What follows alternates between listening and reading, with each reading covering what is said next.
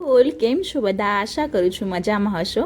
તો આજે છે 10 જાન્યુઆરી, ટાઈમ સમથિંગ 3 થી 4, આમ તો 11 જાન્યુઆરી જ કહેવાય સવારના. તો હું બનાવી રહી છું નાના નાના છોટું કેક, બિકોઝ હું મારા બર્થડેમાં ફાલતુના ખર્ચા નથી કરતી અને મને એકચ્યુઅલમાં સિમ્પલ બર્થડે ગમે છે. એટલે મારા હાથે જમવાનું બનાવી અને બહાર ખવડાવવાનું અને એન્જોય કરવાનું, એમાં જ મારું એન્જોય છે, એમાં જ મને મજા આવે છે અને એમાં જ મને ખુશી મળે છે.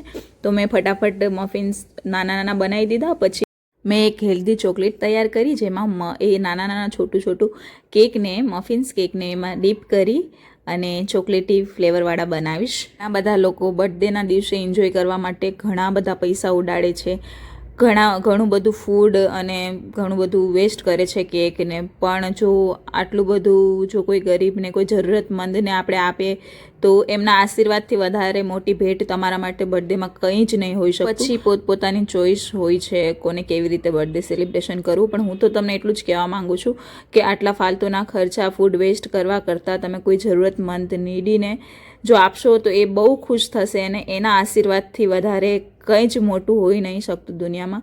એટલે હું તો દર વખતે આવું જ કરું છું. એટલે મેં જે કેક બનાવ્યા હતા એને હું ચોકલેટમાં ડીપ કરી અને પછી તેના ઉપર ડ્રાયફ્રૂટ નાખી અને નાના નાના ડબ્બા તૈયાર કરી રહી હતી અને સાથે સાથે બીજો નાસ્તો પણ તૈયાર કરી રહી હતી ડબ્બામાં નાખી. મોસ્ટ ઓફલી હું ટ્રાય કરું છું કે હું જમવાનું બહાર જે પણ આપું એ હેલ્ધી બને. એટલે આ જે નાના નાના કેક બનાવ્યા હતા એ મેં વિધાઉટ ફૂડ કલર અને ઘઉંના લોટમાંથી બનાવ્યા હતા અને સાથે રાગીનો લોટ મિક્સ કરેલો હતો. એમાં કોઈ પણ મેંદો કે કોઈ આર્ટિફિશિયલ ફ્લેવર પણ એડ કરેલા ન હતા. ચોકલેટ પણ મેં એવી રીતે જ ઘરે જ બનાવી હતી અને હું ઓલવેઝ મેં તમને કહ્યું તેમ એવી રીતે ટ્રાય કરું છું એમ કે હેલ્ધી જ ખવડાવીએ, બહાર ગમે તે ના ખવડાવો એમ.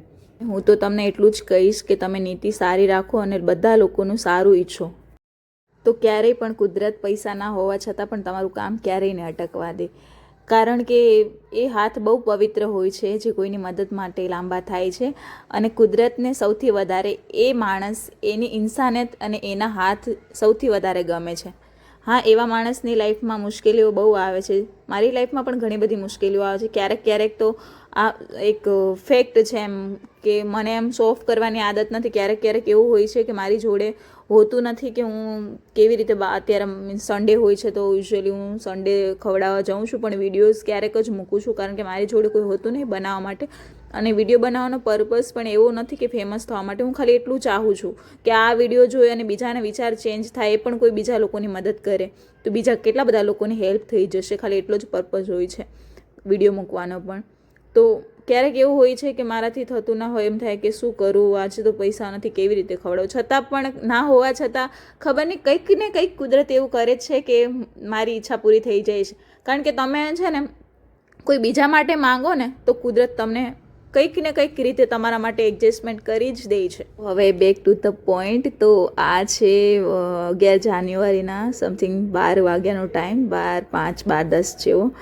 તો મને ખબર નથી કે આવું બધું થવાનું છે. આ ડેકોરેશનની પાછળની કહાની હવે હું તમને કહું કે મારો બેસ્ટ ફ્રેન્ડ જે હમણાં જ હાલ ફોરેનથી આવ્યો હતો, તો મને આશા નથી કે આવી જશે અને અચાનક જ મારા ઘરની બહાર આવ્યો ને દરવાજો ખખડાવ્યો રાત્રે 12 વાગે. તો હું શોક થઈ ગઈ કારણ કે હું ક્યારે આવી રીતે સેલિબ્રેશન કરતી નથી અને કોઈને ખર્ચો પણ કરવા દેતી નથી. તો એને છે ને વિડીયોઝ અને ફોટોઝને આ બધું પસંદ નથી એટલે મેં એને હાઇડ કર્યો છે.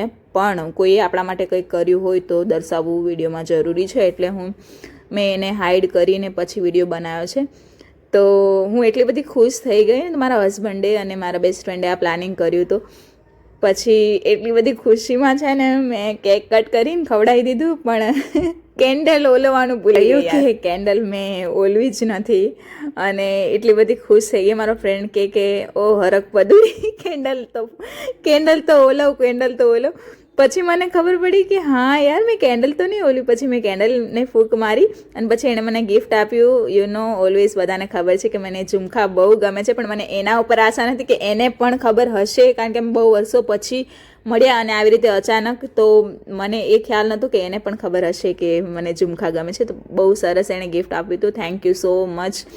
એન્ડ પછી હું છે ને આખો દિવસ તો બસ ઘરે કામમાં ને જમવાનું બનાવવા હતી. પછી રાત્રે હું રેડી થઈ અને આ નાના નાના ભૂલકાઓ જોડે થોડી ખુશી શેર કરવા માટે ગઈ હતી. તો ત્યાં મને ખૂબ જ મજા આવી અને બધાને મારાથી જે બન્યું મેં બધાને નાનું નાનું ગિફ્ટ અને જમવાનું આપ્યું.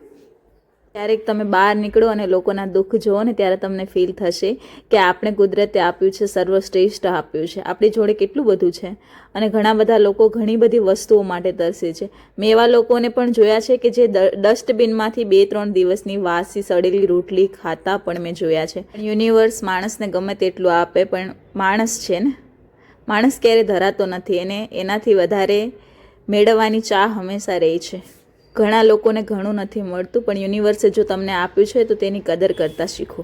અને હા, બની શકે તો દિલોમાં રહેતા શીખો, દિલો ઉપર રાજ કરો, કારણ કે ગુરુરમાં તો દુનિયા આખી રહી છે. Again come to the point, હું ગઈ હતી બજારમાં. મારા હસબન્ડે મને આ બ્યુટીફુલ સિલ્વર પેન્ડલ લઈ આપ્યું હતું અને ત્યાં એક છોકરી મળી જેણે કીધું મને આ કોટન કેન્ડી ખાવી છે, તો મેં એને એ પણ લઈ આપી હતી.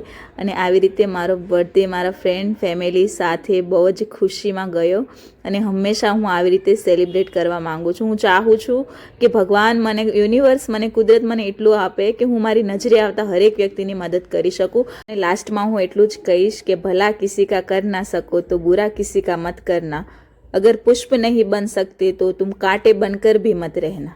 Thank you so much for your lovely wishes. Thank you all.